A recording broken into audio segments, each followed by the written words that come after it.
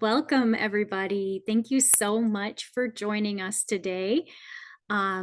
This chat today, we are going to be talking about funding for PBIS. So we're going to be talking about funding, but we're going to be talking about it from some angles that you may have not considered before, but we'll also be providing examples of funding sources. So hopefully you'll get a lot more than you even thought out of this chat today. And I am joined today by Dr. Laura Kern. She's going to be giving us a wealth of knowledge and information about funding sources as well.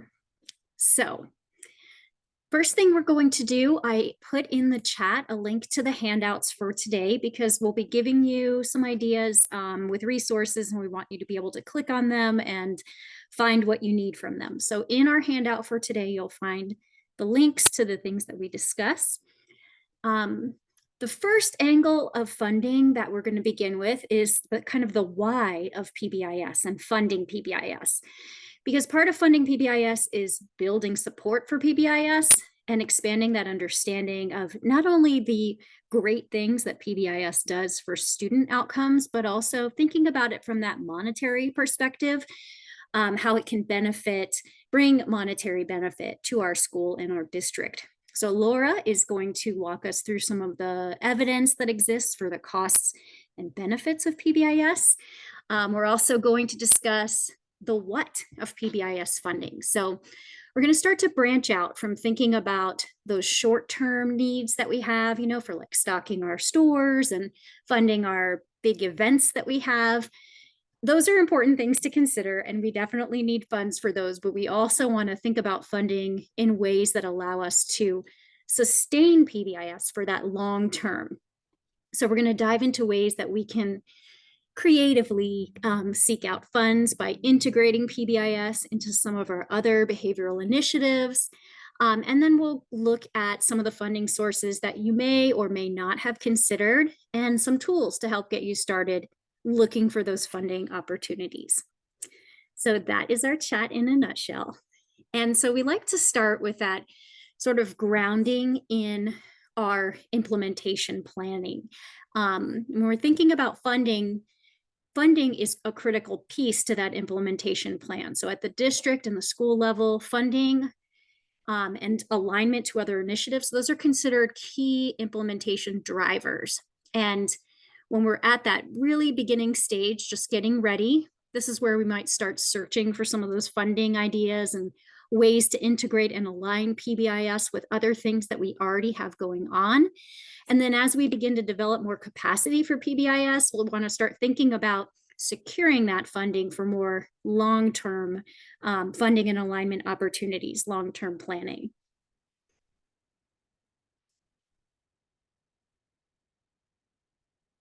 The DSFI, I don't know if you guys have heard of this instrument, but it's sort of like how we use the TFI at the school level. The DSFI is a fidelity inventory, a district level fidelity inventory that is something that districts can use. It's optional here in Florida. You can use it to help support implementation of fidelity at that district level.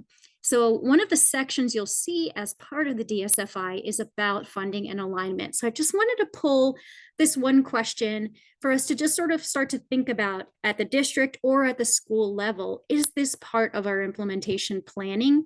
The importance of working toward that, building that long-term funding plan as part of implementation fidelity. So just some basic things to consider as we get started. We want to consider that initial investment, that helps us to create that long-term student and staff and school outcome. So initially, we need to think about the first steps that we need for funding. What do we need just to get off the ground? What do we need in the right now? And then we also want to start to branch out into that thinking of long-term funding. How can we embed this into our system of support, making sure that PBIS is part of that system of support that we plan for year after year? It's not one other thing. So what do we have in place right now that's part of our system of support that's very well planned for long term that we can make sure that PBIS integrates and aligns with? Do we currently fund, positions in our district that support behavior?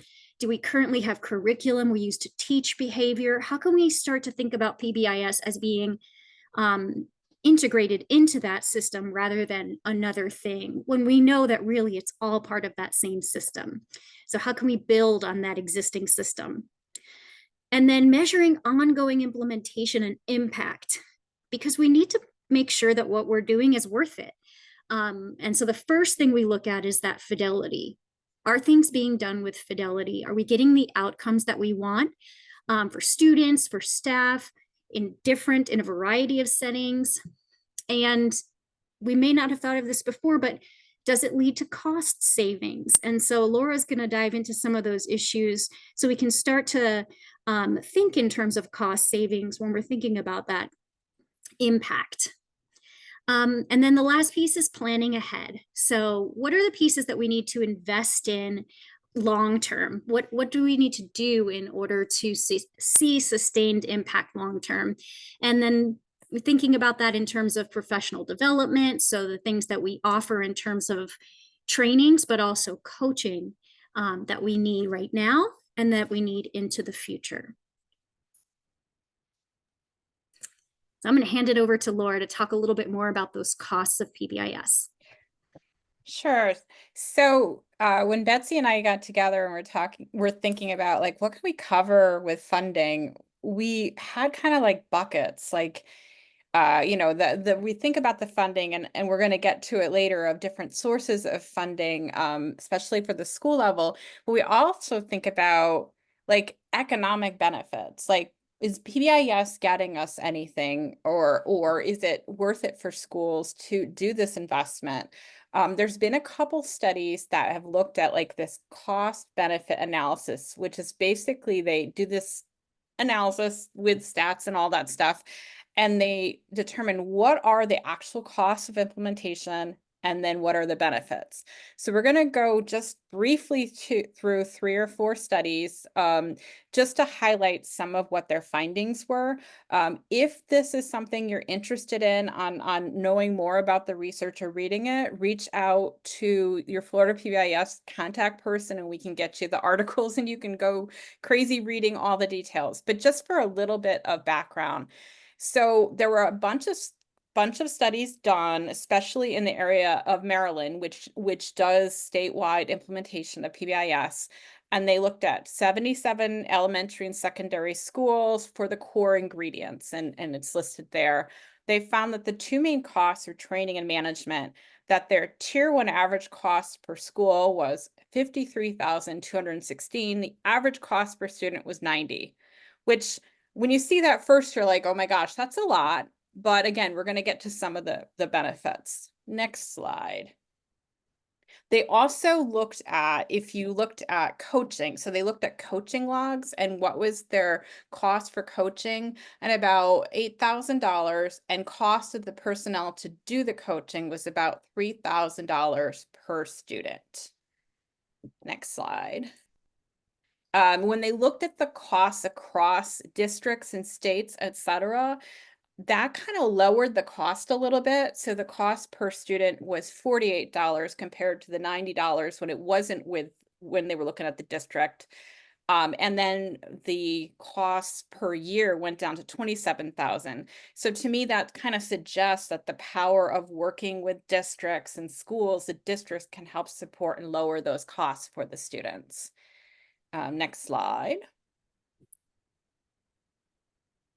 All right, and we only have 2 more slides on this research stuff, but I did want to point out that those 2 studies that had the per student cost of $90 per student and $48.67 per student, just as a comparison, right around the time when they were doing this, another researcher looked at other more similar PBIS type approaches, social skills, and they found that 3 of them, 4 R's was $420 per student to do.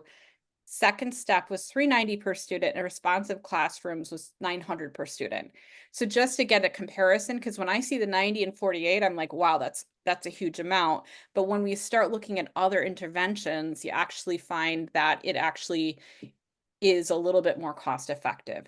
In terms of the benefits, now I think this is where we really kind of get some more cool stuff, that when the schools looked at what they're getting out of doing it, so they're reducing bullying, they're getting better academic gains, higher math and reading scores, and lower suspension, that they're saving about 138,000 per 100 students in elementary and about 71,000 for secondary. So when you start thinking about why we're doing PBIS and the benefits, that's where you start seeing the real difference between, yes, it's costing us money, but we're getting a lot for it. Next slide. A couple more benefits. You can see here, I'm not going to read them all because you have the slides, but aggressive behavior, they had financial benefit for every 100 schools. And then the net savings was 450,000 per 100 students in elementary schools and 86,000 for every 100 students in secondary. So again, the reason why we wanted to kind of show you this is because we're not sure if you guys are shown all of this information. And I think maybe it might be helpful to justify why we're putting all the expense in, especially to help the district support the schools. Two more studies that if you look at the cost of dropouts and suspensions, for every dollar spent on PBIS, there was a savings of about 105 per student.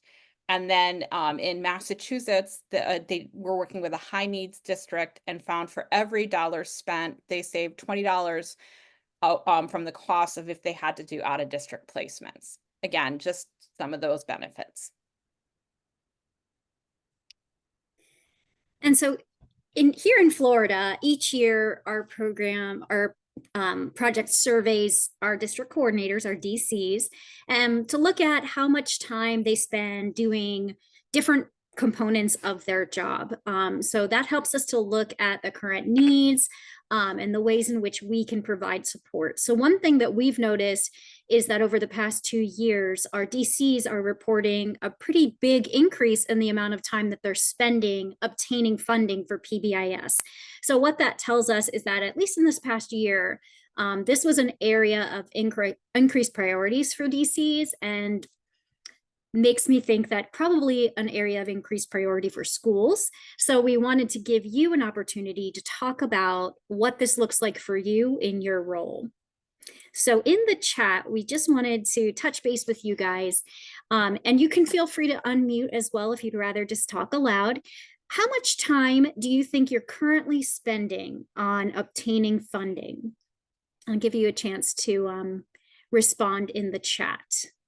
And it can be a lot of time, a little time, a lot more time than before, hardly any time. And oh, we've got some, oops, sorry. We've got a message in the chat, hardly any time. And so thank you, David, appreciate that. What about other folks? Are you spending just a little bit of time?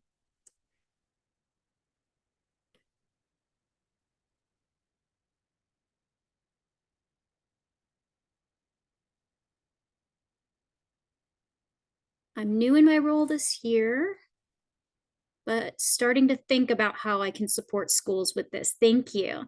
We do not obtain district-wide funding. It varies a lot from school to school. So we do have, a lot of individual funding by school. Nicole Ford said she's gearing up to spend a medium amount. Let's see. I'm in less than a year in this role. I would need guidance on where to obtain funding. Awesome. So we're definitely going to get into that some more, David. In terms of your current budget, either at the school or district level, what are some things that you budget for? What are some things that are part of that funding?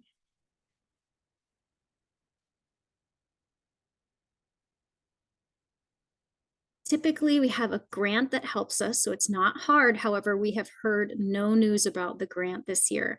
Oh, thank you, Holly, for sharing that. And if you wouldn't mind sharing, what is the grant that you currently have?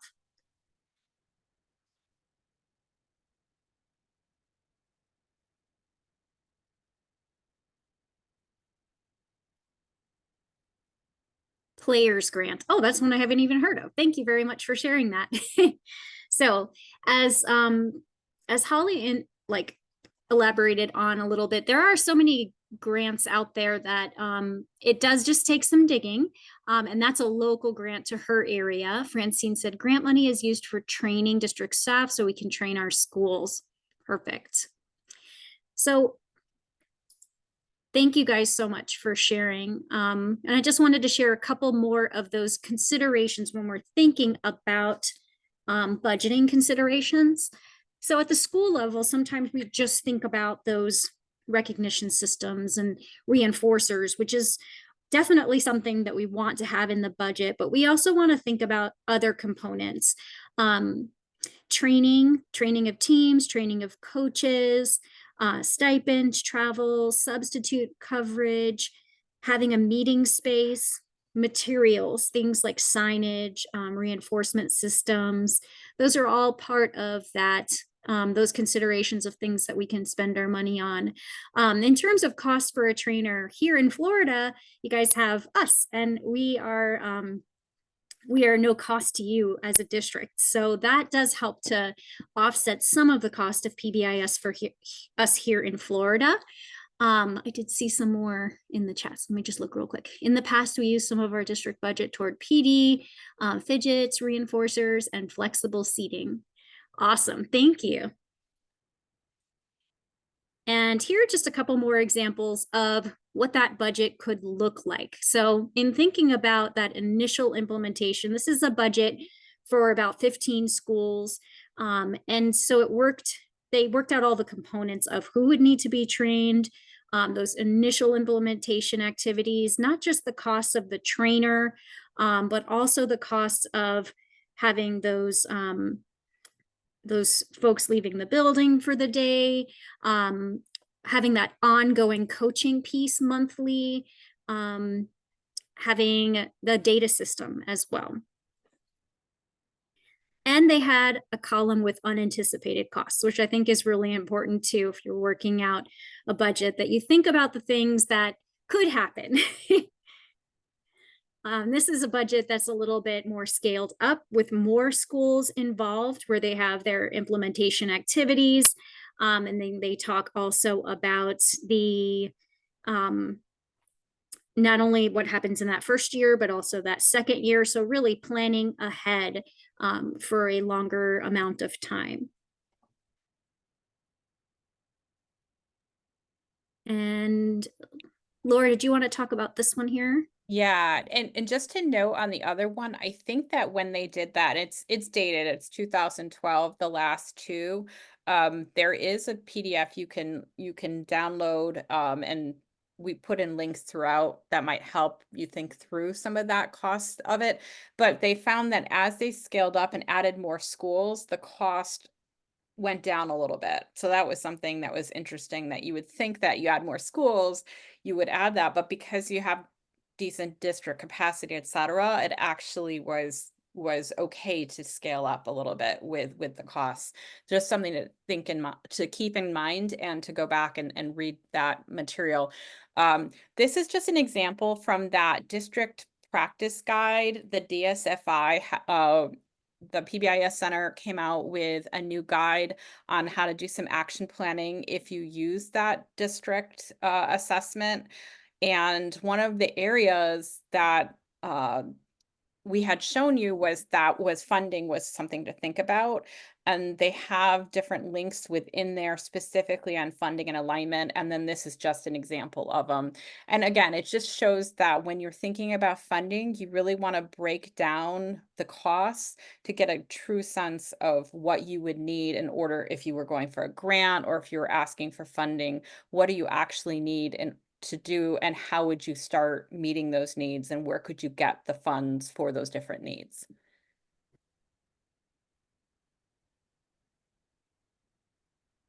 So in the chat, um, thinking about how PBIS is funded currently, either at your school or in your district, are you able to align it currently with other initiatives that maybe already have some more funding capacity? Is that something that's happened within your district? And how have you been able to do that? How have you been able to weave that kind of PBS funding into some of your other funding opportunities? And I actually have an example for this. So I had a grant and worked with one of the districts in Florida, and it was like family engagement in PBIS. And when we met with the district, they were like, well, we have this Title I person coordinator who's incredible. And we reached out to them. And so the Title I person came to our family engagement meetings and really had a really solid presence and was thinking of doing something with it after. So that was a continuity between Title I and PBIS that we hadn't really thought about. And technically, we're tapping into different funding sources, but really the big thing was family engagement was something that both the school, the district, and the Title I coordinator was interested in. So that was a natural place to come together. And I'm sure that there are probably other opportunities within what you guys are doing where you might start seeing that connection. And have a couple sources to help guide you through that.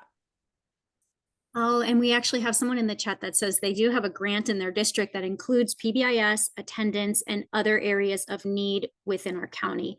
Awesome. That's exactly what we're looking for. Because PBIS, I mean, it's going to overlap with so many different areas that you that probably already have some funding attached to them, or that we can start to integrate into one cohesive system as we address those priorities through the grant. Let's see if there's any others. Okay. Any other ideas, suggestions, thoughts, questions?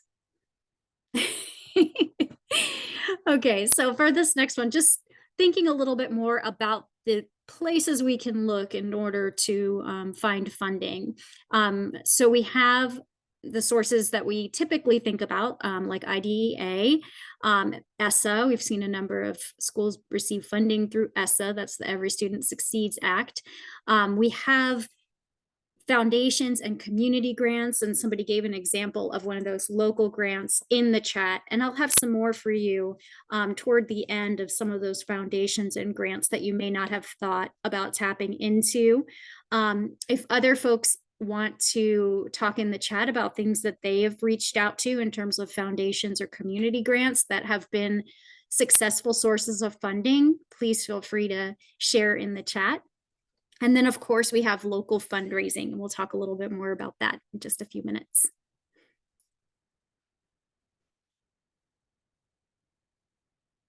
So, Laura, I'm going to let you talk a little bit about this one, I think. Yeah, sure. So they did a study a couple years ago, but they wanted to know, where are you getting the money for PBIS? And they looked at 23 different sources and reached out to 9 states, and that included Florida. All the states had said that their primary funding was from special education. And in Florida, the people that responded said that it was from the Florida Department of Education through the Florida PBIS project, which is nice because we were happy to know that we're a good funding source for PBIS. But they also had a couple recommendations from the states that said diversify the funding sources, which is again what we were talking about. How can we think about where our priorities are aligned, and we can kind of work together to tap into different sources? And then also the rely on the data to measure effectiveness. Like, are we doing something that's working? So that was our big thing. The next slide has a really cool graph on what they found. So if you look at it, again, most of it was this OSERS, OSEP, IDA funding. There was SPDIG grants, then Title I, Title II, Title IV, which is more ESSA. ERA, which I'm not sure what that is. I think it's a federal grant. other federal grants, state budgets, and then others. So there was diverse, but a lot of it was coming in through that special ed funding. And just to give you just a brief overview of like if you're looking at IDA and where some of these funds are coming in, one of the areas is this Coordinated Early Intervening Services, CCEIS, which was part of IDA, but can be used for students who are at risk for disability. So it's really kind of gets into the LEAs. So more this local schools can choose to spend up to 15% of their Part B funds for students or a group of at-risk students. So they're not currently receiving special ed. There's another part of this, which is the mandatory, and if that they are seeing that in their reporting that they have significant disproportionality, if it's for identification, placement, and disciplinary removals for race and ethnicity, then they have to spend 15% of their funds. So there's kind of the voluntary and then there's the mandatory, and this one can include students in special education. Next slide. And what they can use it for, if you're on the voluntary, professional development for teachers and staff to allow delivery of scientifically based academic behavioral interventions, educational behavioral evaluation, service and supports, which includes PBIS. And then again, if it's mandatory, again, that professional development, but they also have to address policy, practice, or procedures that will work on reducing the disproportionality. Next slide. And I always kind of think of like, well, how can we use that? Because it's special ed and it's not always for disability. But again, that preventive framework mindset is that if we are helping the at-risk kids so that they don't need to be identified for special ed, it's going to make it more efficient for kids who do need the services, and we can kind of concentrate a little bit better. So we really want to try to prevent upfront. So they are allowing IDA funds to be used for that. And it can again be used for MTSS, multi-tiered system of supports, which includes the PBIS. Next slide. Other sources of funding that you may or may not know about, this gets into ESSA Title IV, that SEAs and LEAs can spend on three main areas. So supporting well-rounded educational activities, supporting safe and healthy students, and supporting effective use of technology. And if you think about especially that safe and healthy students, that's a really good area where we might have alignment with some of our PBIS stuff. Next slide. And specifically, they say that under that Title IV, that you can use it to implement school-wide PBIS through coordination of similar things under IDA to improve academic outcomes and school conditions. So again, Title IV funds is a good source outside of IDA for PBIS. Next slide. Other ESSA sources, Title I, you can use funds to support school climate to reduce exclusionary discipline in Title I schools. And then Title II, there's training and professional development to implement PBIS to address school conditions. So a bunch of areas within that Every Student Succeeds Act, which is again for more general education, not our students with disabilities, but can again be used to build the framework. And we have just one or two things that someone shared with us that we thought were really, really helpful, that they took the examples of what the federal funds were, and they had a whole bunch of different areas, and we pulled out the supporting positive school climate. So what they did was they would have these areas, they would list the activities, for example, hiring and training parent engagement liaison workers. And then what they did is that they tracked what kind of funds could be used for that. So if you have something that you're working on in PBIS that maybe family engagement or even just building school climate, this is a good way to kind of start mapping that out and seeing what additional sources other than IDA might be available. And then Michigan also has one where again they listed out the different areas. And then the next slide. they had a couple examples where they again listed it out, and here they listed state specific sources that 21 or 31, whatever that was. But again, the concept is like you guys can look at what's been done in Michigan, and the other one was Washington, and we have the PDFs, and then start thinking through in Florida what type of activities might be running across some of these federal or state grants that you then might be able to again work it across the different levels of funding. Next slide. Okay. And so thinking now more locally in terms of funding opportunities, one thing that we would encourage you to do is look for those community partnerships. I think some of you guys have already in the chat talked about some of the communities partnerships that have been providing some monetary support. We also at the school level have schools that have told us that they have partnerships with some of their banks or some of their local businesses, parent-owned businesses that provide not only like monetary donations, but also maybe merchandise donations. So things that they could offer to help support your school store or some of your swag that you have that has your PBIS logo on it. I saw yesterday a school that had these very unique t-shirts that were part of their PBIS system students could earn, and the t-shirts were completely funded by a local business. The only thing they asked is that it had their community logo or their business logo on the back.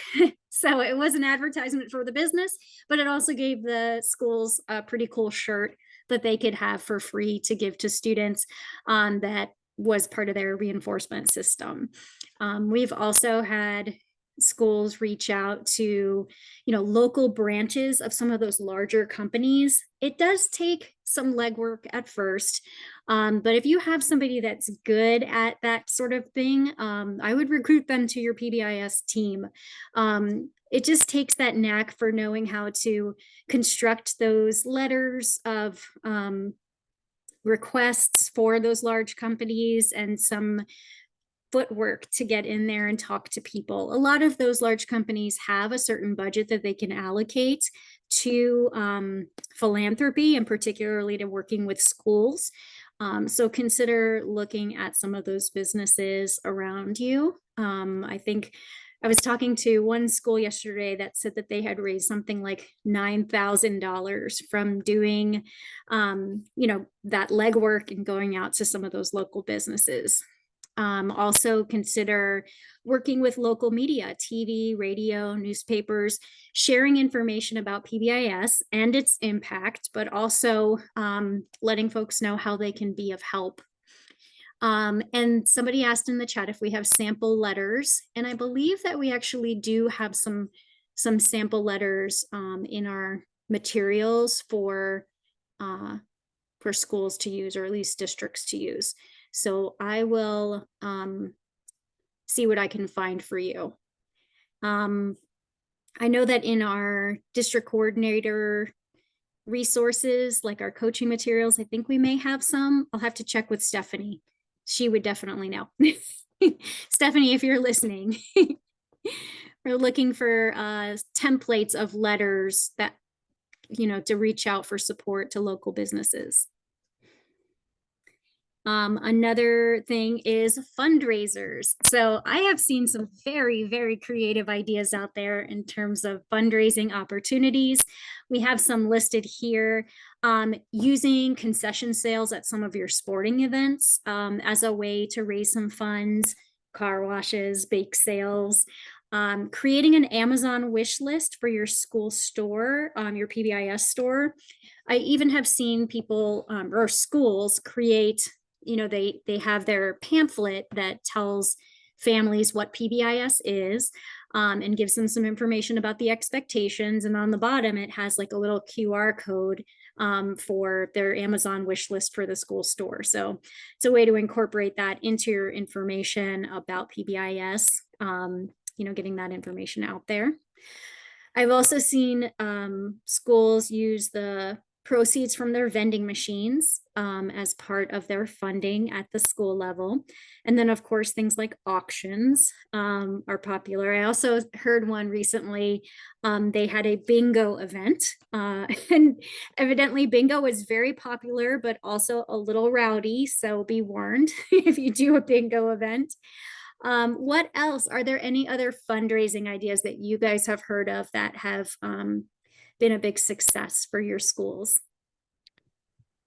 I also had one that somebody had told me about. So in their community, they would have a night like at the local pizza place, and a certain percentage would be donated back to the school. So the pizza place would still get people coming in, especially if it's a business that wants to have the community start getting to know it, but they got a little bit back if the parents went there. So I thought that was a really cool way to build that community and still get something from it.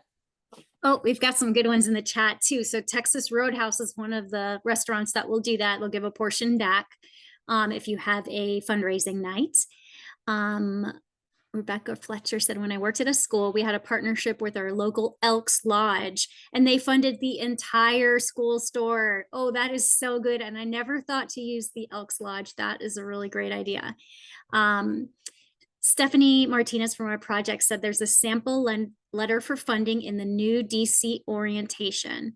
If you're at a school, reach out to your district coordinator. But if you're a district coordinator, let your TA person know from our project so we can make sure you have access to that. So thank you, Stephanie. I appreciate that. Wawa will donate water and pretzels. Thank you, Julie. Christy Gomez said Chick-fil-A and Moe's will also work with you to do the fundraising. So there are so many opportunities out there, particularly with those large corporate chains. It's just a matter of going out and doing the legwork. So if you can, when you're making up your PBIS team and your different roles, maybe really just delegating one or two people to having that role. It's a big lift, but I think it's so worth it when you can get some of those community partners involved.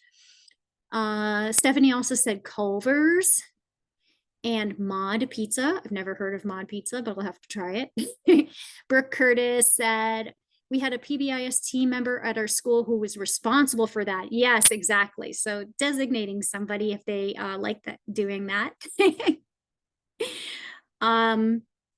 Okay, well, keep them coming if you think of other ideas for how folks have gotten some funding. On the right-hand side of this slide, we also have some corporate philanthropy programs listed. Publix Charities is a big one that you do go into your local branch to work with them. Costco as well, Office Depot, and then Walmart has a newish program called Spark Good. So I would encourage you to check out the link when you get the presentation because it's very aligned with what we do with PBIS. So that might be a good one to reach out to. Oh, I have some other ideas here. Hold on one second. Outside the box, our local ice skating ring. Wait, hold on one second. Sorry. Bear with me. I lost your chat. Our local ice skating ring. Where'd it go?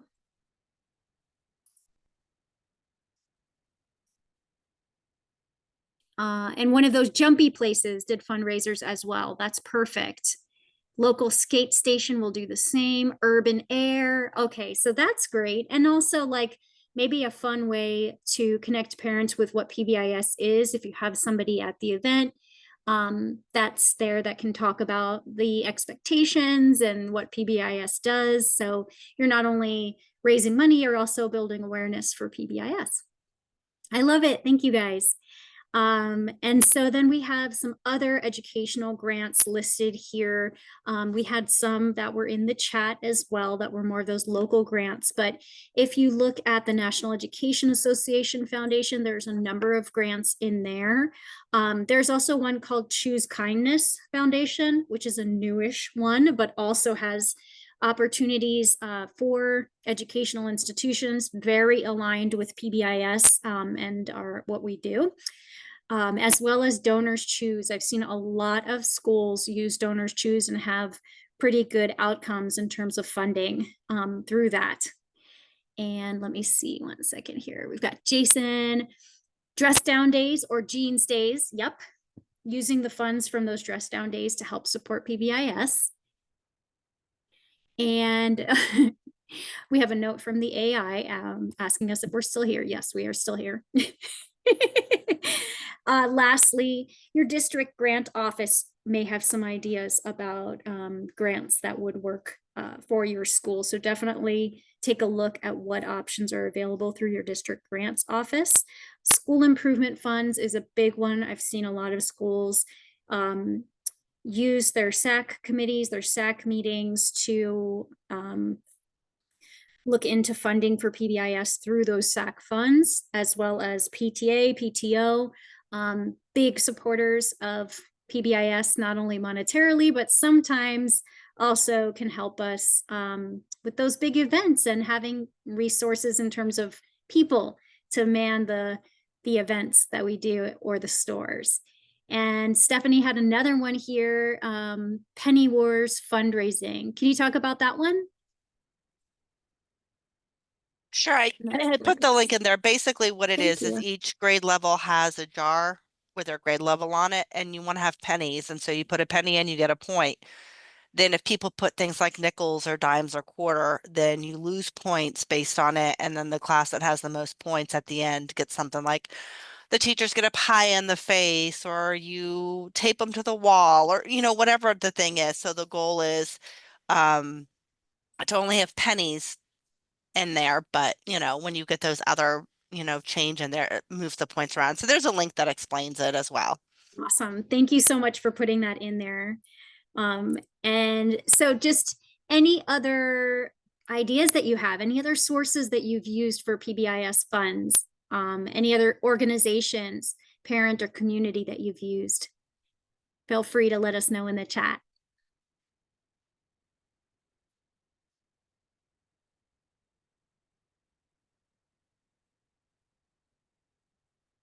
Going through and making sure. Oh, Danielle said we're currently using Coin Wars right now and have raised a lot of money to go towards PBIS. That's awesome. Thank you. That's a new one for me. I hadn't heard that one before. So I'll definitely be stealing that.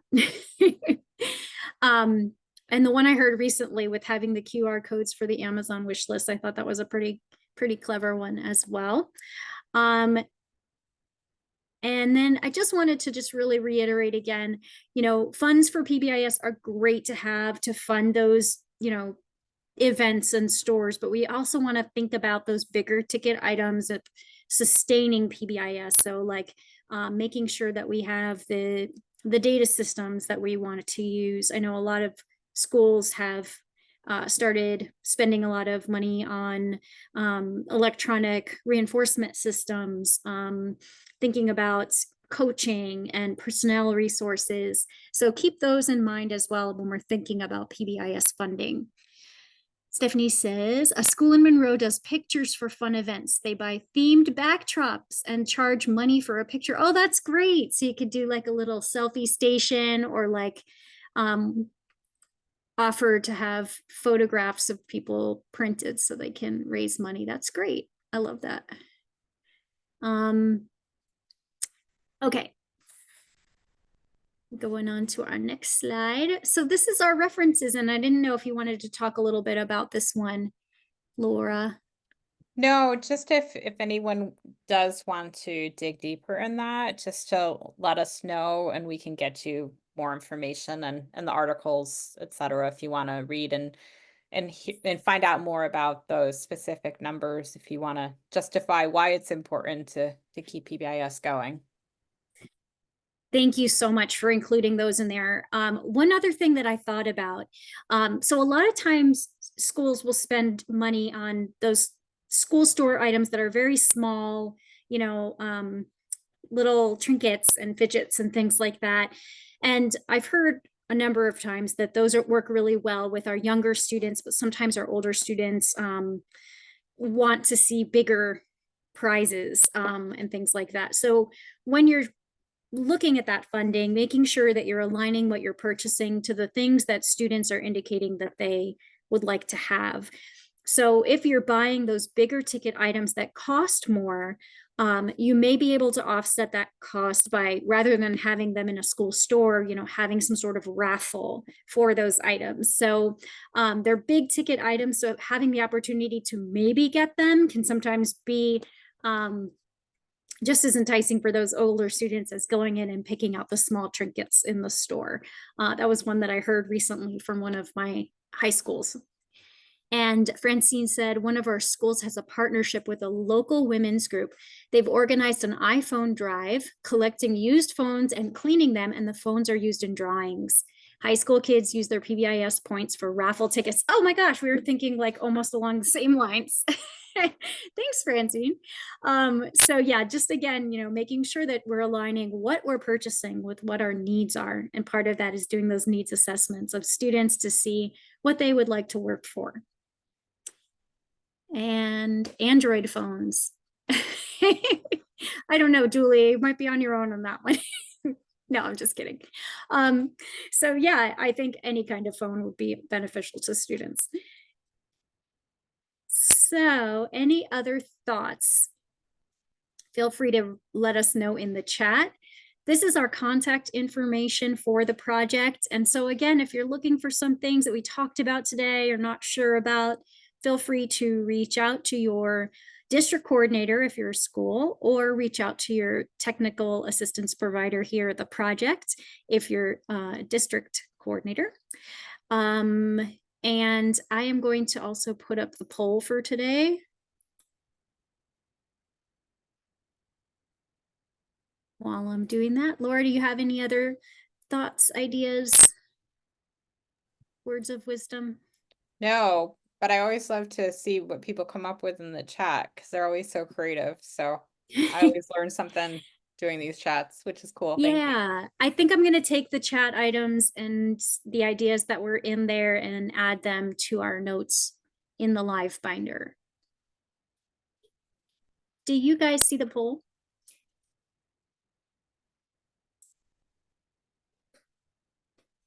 Thank you so much. If you just give us some feedback about today, how the training was, if there's more that you'd like to know. And then of course, please feel free to reach out if you need anything, have any questions. And we hope you have a wonderful holiday. Enjoy your time off if you have some next week.